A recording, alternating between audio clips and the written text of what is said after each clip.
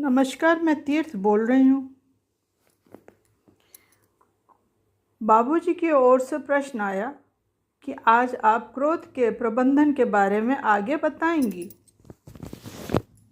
मैंने कहा हाँ, पिछला हमने जहाँ छोड़ा था उसके आगे से शुरू करती हूँ।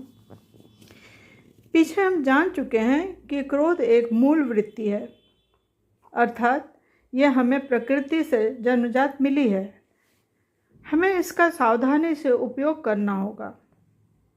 अभी की अवस्था में सभी तंद्रा में हैं, आधे जागे आधे सोए। इससे भूल होना स्वाभाविक है। क्रोध के प्रबंधन में बड़ी सावधानी बरतनी पड़ेगी। हमें 3 बिंदुओं पर बहुत ध्यान देना है। पहला बिंदु है, हमारे अंदर को क्रोध को नियंत्रित करने के लिए प्रबल इच्छा होनी चाहिए। तुम्हारा दृढ़ संकल्प ऐसा हो जो क्रोध को भलीभांति परास्त कर सके। दूसरा है, तुम्हारी अपनी इच्छाओं पर पूरी नज़र रखो। छोटी छोटी इच्छा पूरी नहीं हुई तो उसे जाने दो, उस पर क्रोधित मत हो। बड़ी इच्छाओं को कसकर पकड़ो, उसे ध्यान से देखो कि क्या ये सच में तुम्हें चाहिए ही, उससे तुम्हें क्या लाभ मिलेगा। शारीरिक इच्छाएं अक्सर हमें डुबो देती हैं, चारों ओर तनाव पैदा करती हैं और फिर विध्वंस होता है। बड़ी इच्छा अपने को जानने की, अपने को पाने की, अपने स्थूल और सूक्ष्म रूप को जानो। बाबूजी ने कहा, ठीक कहा आपने।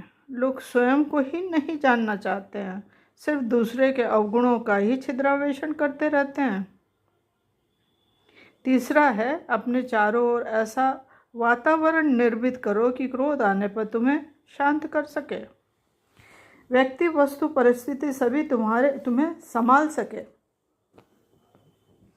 बाबूजी अपनी प्रतिक्रिया में बोल उठे, हाँ, हमें सदैव सतर्क रहना चाहिए।